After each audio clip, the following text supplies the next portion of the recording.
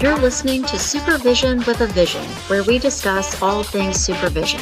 I'm your host, Sarah, professional counselor, marriage and family therapist, play therapist, eating disorder specialist, and cookie lover, with my co-host, Heather, marriage and family therapist, certified Together in Texas counselor, a Texas transplant from California, and outdoor adventurer. Hi, welcome today to Supervision with a Vision. Today, Heather and I are talking about applying Japanese wisdom to our counseling and supervision. This week, we read Japanese Wisdom for a Good Life, published in Psychology Today 2025. Okay, Heather, there are 4 points that we're going to talk about in this article. The first is the value of connecting with others. Right. And I think this is so important, one, in session or supervision, but I feel like I connect with others differently in a session with a client than I do with my supervisees. Oh, okay. With my supervisees, I feel like I connect more on the, we're doing the same thing and kind of like that, connecting on a common goal for, I don't know, broader humanity, if you want to say it that way. But with my clients that are coming in, we're still working on a goal together, but I feel much more like that connection is a different space. Maybe in that I'm more of a guide.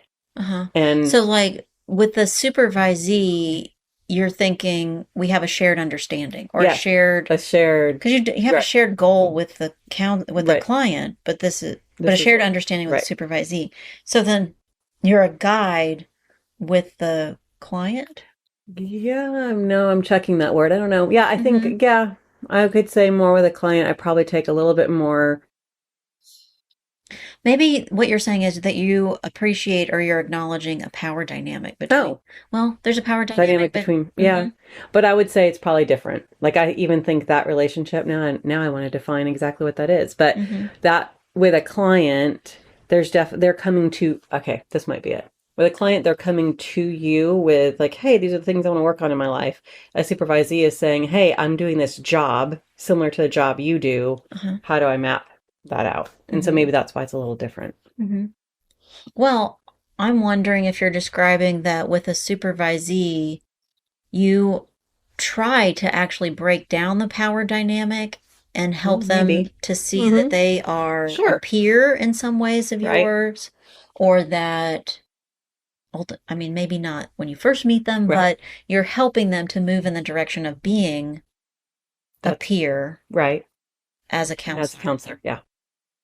And not so much with the client. With a client, it's more, I try to let it be client-led and obviously tweak what their goal might be along the way or how their world can work a little better. But see, when I read that, I was thinking something a little bit different. Connecting with others. And just this week, I was talking about transactional analysis, a theory with one of my supervisees that within counseling or supervision, it's expected there will always be ruptures. Sure. I just said not if, but when there's a rupture, what are the things that you do to come back together? Oh, okay. And can you think of something specifically that you do to come back together with a supervisee when there's been a rupture? So something's happened that you now feel not in line or in sync with them. Right. What do you do to reconnect? I think I first would tend to go kind of a narrative route maybe and ask questions about whatever their pathway, took, or why the rupture, why it happened. So you would definitely want to address it pretty directly. Probably. Maybe I'm trying to think of a kind of a rupture. Maybe you disagree on something. Maybe for some reason you haven't seen each other in a while. Sure. Maybe some big life event has happened since you saw them last. Right. Maybe those would all be situations where you want to think about connecting. Right. You're looking for that, okay, so we got a little off or we were disconnected. How do we come back to center? I think that can happen with a client too. I've had the case where maybe a client's done with one thing they were working on in therapy and you don't see them for a while, but they might come back and you kind of, not that that's maybe necessarily defined as a rupture, but it definitely was a stopping point. Yeah. And they come back in because maybe they're at a different crossroads in life, Sure. and they might have learned a lot and grown a lot, and Yeah. it might be kind of a different. It's been years now. I had a supervisee that I knew because I was working at a facility for a Oh, right. company. Uh-huh. And when I left the company, not long after they left the company, so we were no longer uh, doing supervision together Sure. because she had a different job where they provided supervision and I wasn't in the same spot anymore. So Right. we said bye to each other. And maybe it was a full year later, she came back to me and we wanted to start supervision again. And I remember that we had a year's worth of things to go. Okay, so what's going on now? Or what's happened since I saw you last? And so we did, in that way, directly reconnect. Back into the Mm-hmm. same. Mm-hmm. Yeah.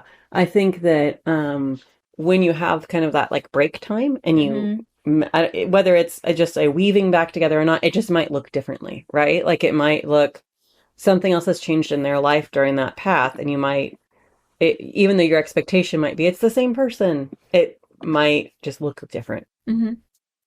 Um, this week when I was talking about transactional analysis with my supervisee and what do we do if there's a rupture, one of the ideas that I had, in addition to what we're talking about, addressing it directly, was that they do a sand tray Oh yeah. and that both of them reflected on not in the this specific case we weren't talking about it exactly like this, but they reflected on the rupture and they reflected on how they experienced it and they reflected on how the client Sure. experienced it, Mm-hmm. and they also thought about, so how do we move forward Right, now what? using the sand tray Mm-hmm. as a tool. That's a great idea. The next point in our article is for the purpose of applying Japanese wisdom to counseling and supervision, appreciate the small things. I think that's a there's these undercurrent of connection that happens, and I think that's one of the small things is knowing I have a supervisee that I meet at a certain time every week, and I know that at least 50% of the time we're probably going to eat lunch together because one of us hasn't. And it's Mm-hmm. almost like I appreciate that it's Mm-hmm. breaking of a boundary. I don't normally eat with my clients or eat with Mm-hmm. supervisees, but Mm-hmm. because of how our schedules work, 50% of the time we're probably going to eat lunch together. And Mm-hmm. I like really like that. It's like Yeah. Yeah. it's a different way that, Mm-hmm. I I think that I do this or notice this. I don't know if I give myself enough credit and notice it in myself, but I notice it in clients and in supervisees when there's small changes or growth sure. and you think, "Oh, wow, that's so cool," Right. because however long ago we wouldn't have done that or Sure. that wouldn't have happened. Mm-hmm. Even thinking about like um, young clients, kids doing play therapy who are really hesitant to say bye to mom and dad or Mm-hmm. walk into the playroom alone. And when they, you know, do Right. Do like a it. Oh, bye, right. or like, Like they did it. Yeah. or just easily just like march in the building and straight into, they know the drill and they're Right. okay, that I'll stop and appreciate and Mm-hmm. notice that that's a small thing, a Right. change, Right. growth. I even think you can see this sometimes simply in clients that maybe seem, and supervisees actually, that maybe are a Mm-hmm. little bit resistant. Mm-hmm. And it's like, then they do like the one thing, and that could look like they come to counseling with like a journal entry they want to read to you, or they Mm-hmm. like come where they've connected with counseling outside of just Mm-hmm. our sessions. They're Mm-hmm. like, oh, I did this one thing we talked about. And you're like, Mm-hmm. oh, out of the blue, So that's cool. Yeah. right. Um, this wasn't really a supervisee, but a situation in which I was managing people. And I knew when I was coming in that out of this small team, there was someone on the team who had applied for the job that I was starting. Right. And I imagined that that would be hard for them. And then in the very beginning, you could see that it was hard for Sure. them. Yeah. Um, but there was a cool change when they started asking questions and listening to the answers I gave, Mm-hmm. or looking to me for, I don't know, but maybe Sarah knows. Right. And change it from being frustrated or upset by that and maybe appreciating how we work Yeah. together, how she could get better at what she was doing through Sure. asking me Utilizing the questions or resources working and together. yeah, Yeah. I think that can happen in supervision too I do too. when when a supervisee realizes, oh, this is something I can Right. benefit from or I can learn from. maybe even outside of our supervision, that they Mm-hmm. find a peer or coworker or someone near them in their Right. clinical setting that they're learning from. Sure. That's I definitely a can see great, that too. yeah, very good positive. The next point is intuitive understanding, including doing that for yourself, Sure. understanding yourself or appreciating how you're impacted by a Mm-hmm. situation. I think that's really important skill that I think forever in life evolves, right? Like it changes based on what you know about you. And I think this like intuitive understanding in supervision, I think I can pretty much always guess how they're going to handle a situation, but I wonder if they know how I'm going to react Oh, to that's that. You know fun. what I mean? Like kind Yeah, of the yeah, back and forth of it. yeah. That if so, you're saying if that we are applying our intuitive understanding when we're working with a client or a Sure. supervisee, but wondering if our supervisees are applying their intuitive understanding towards us. Right. I feel like I'm going to ask. I'm going Yeah. to ask somebody. Start asking. It makes me think of a client that I had a while back that um, they could feel it and they could describe the feeling or they knew the situations in which they might experience it, but they almost never would label that experience as anxiety. Ah, okay. And so in talking about it in a session, then I would, Hmm. listen and reflect and ultimately go, and what do you think I might say here? Right. And they would go, I don't know what. And I'm like, Are you sure? I would call that anxiety. Right. And they would go, oh, like it, Yeah. like, Like it was an aha that really wasn't an aha. yeah. Or even sometimes they go, oh, really? Oh man, okay. Right. Um, but they had like most of that. Hmm. They could feel it, they could describe it, Right. they could see the situation in which they were feeling it, but they didn't always have a name for it. Sure. Sure. But yeah, I wonder now if that person like oh, I know what Sarah's going to say about that.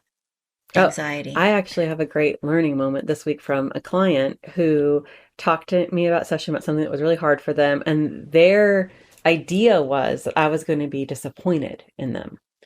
And so I kind of just reflected like, Mm. oh, like disappointed. Like I'm curious Yeah. why. Yeah. Because I really try not to have that kind of, Right. but their idea behind it was that I was another adult in their life, Sure. that like they're blowing up their life and this is a wrong decision. And instead I just reflected of like, wow, that sounds like you learned a lot from that situation. And it was very like they were shocked by Yeah. the like, oh, you turned it into something that I just experienced, not something that was bad. And I was Yeah. like, okay, I that's, do. Yeah, I see that too. I don't know, young adults and teens, yeah, where they anticipate that someone in a grown-up right, role in their life will have that reaction.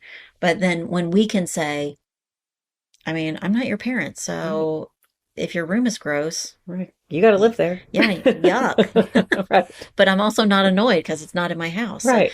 So it's okay. yeah, so maybe that's to kind of point out someone's like misapplied Right, misapplied. Yeah, intuition uh-huh. is useful. Or yeah, and I think it's important for them to like they've now had this experience that not Mm-hmm. all adults are going to react that way. Mm-hmm. And your parents reacting that way, there are some reasons they're your parents. Like they're not, Mm-hmm. Yeah, if my bedroom had to be next to the stinky room, right. Might feel I different. probably not wouldn't like it, right?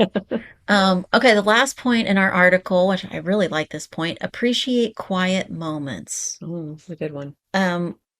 What I like about this is I'm thinking about specifically quiet moments, not just that I experience or appreciate, Sure. but in In session. supervision or Uh-huh. counseling, that I've had a good handful of clients that were selectively mute, Mm-hmm. or maybe just clients or supervisees that are just quiet, Right? and all the things that can happen in the quiet. Right. They're thinking. That doesn't mean that they're not being active in counseling Right. just because they're not using Speaking. words, Right. right? But I've had, I think, some really cool moments in counseling or Mhm. supervision where we were just both Quiet. quiet. Yeah, I think that's so important. I think there, and that actually to me, kind of circle back around to the beginning, like that to me is if you can be quiet in the same space together, it can be really connective. Mm-hmm, That you're mm-hmm. just sitting with whatever was just discussed, or you're allowing space for that person to just like quietly process whatever's Mm-hmm. going on. I think that that support is more connective than a lot of things Mm-hmm. can be. Mm-hmm. Even this week, I had a preteen client that chose, I think, art. But we're just sitting across the table from each other, and partway through, they realized that we were quiet, Mm-hmm. and they looked up and kind of apologized, Oh, like they were doing it yeah. wrong. And I went, "Oh, This it's is okay. right. That's what we do Yeah. sometimes. Yeah. Sometimes we're quiet, and that doesn't mean we're not doing Right. exactly what we need to be doing." Right. It's a great. I Heather, you for sure have heard this. I don't know if I've told this story on the podcast before. One of my kids that probably was, well, I would say was incorrectly diagnosed with selective mutism. I worked at a school, and I was involved in a research team, and we were doing group play therapy in a school. Okay. And I was assigned, out of all the little pairs I had, I was assigned two boys. And the first boy was selected for the group because he was having trouble in class. He was a good 6 inches taller Oh, wow. in kindergarten Yeah. than every other kid. Right. He was just a Mm-hmm. big boy and sweetest kid, just like I mean, just so friendly and sweet. But he's so big, he literally was squishing Yeah. kids Without. without really realizing it. Like he'd sit down next to them to play cars and sit too close Right. And he's and on top of them. right, and he'd Mm-hmm. squish somebody, or he'd be trying to share or play together, but he was just so big that he didn't have a lot of awareness of how Sure. he was impacting the other kids in his class. So that's why he was chosen. And his playmate, the other kid in the pair, was chosen because he wasn't speaking in class. Mm-hmm. He wasn't speaking. No one at school had heard him speak at all. Okay. So this was a bilingual class, and the first boy was English speaking only, and the second boy, who wasn't speaking at school, was Spanish speaking primarily. And they introduced me to him as Joe. Oh, And I thought, that kid's name is not not Joe. I don't know. I mean, I don't know who told you his Right. name was Joe, but no one at home is calling this kid Joe. Right. But we played together in session for a full school year. Okay. And over the course of the school year, they got so much out of playing together, that the big boy softened and paid attention and had to slow down Mm-hmm. and had to invite and talk to his playmate to get to play together, because at first they didn't even, It was they were just like, parallel. yeah, they were like separate parts of the room, Right. and they slowly moved together and they would play together. And I had to be told this because I wasn't seeing it in the session. Joe very, very, very gradually started to talk to his playmate in class. Just Okay. just the little boy that he Right. played with in play therapy. And then took that, and then he would talk to just the boys in class. Right. And then gradually he was talking to the boys and the girls, till the point where he was talking in a loud enough voice that everybody could hear, and he was talking to the boys and the girls and the adults. Wow. And all that time he never spoke to me. Yeah. He was completely, and he never spoke in our session. So he Okay. wasn't even speaking to his playmate Right. In when we were session. all together. Right. He You was had not heard his voice. completely quiet. And the very last day that I was going to see them, I walked them back to their classroom, and I always asked them to hold my hand because we had a long walk, and I didn't want to, Right. I mean, we actually had to cross like a part of the playground that was a little bit almost like a street. Yeah. And so we walk all the way back to class, both boys holding my hand, and the big boy squeezes me really tight and says, "Thank you," Mm-hmm. and ran off and played. Right. And he almost felt like he recognized it as an important goodbye. Like goodbye. Yeah. Because he kind of, and I said, "You can go play." And he ran off. And Joe, it's not Joe, hesitated. He still didn't say anything. And I thought, oh, this is it. This is it. What is he going to do? He leaned against me, wrapped both arms around my legs, squeezed really tight, looked at me, and then ran off. Oh. And I went like, that was it. That was, I mean, he might as well have said, goodbye, thank you, Right. something Right. like that He was like, communicated all the but things. yeah, right. He communicated all of that, and I didn't hear his voice. So even in that quiet moment, it Right. still was really It's a great meaningful. story. But tough. I Yeah. don't know if I would what difference it would have made if I'd actually heard Joe's voice or not. Well, maybe for you. I don't know that it would. Yeah. Right? And that was important that I Right. went, you know what? We met our goal. Yeah. He didn't need to talk to me. Right. He But needs to talk to his right. classmates and his teachers. It's And awesome. yeah. But still, like, really important moment and an important goodbye. Right. Okay. So that is applying Japanese wisdom to counseling and supervision. Heather and I would love to hear about how you might apply some of these ideas in your counseling or supervision. We would love to hear also any suggestions that you have for future episodes. Thanks today for listening. You've been listening to Supervision with a Vision. Head on over to iTunes to subscribe, rate, and leave a review.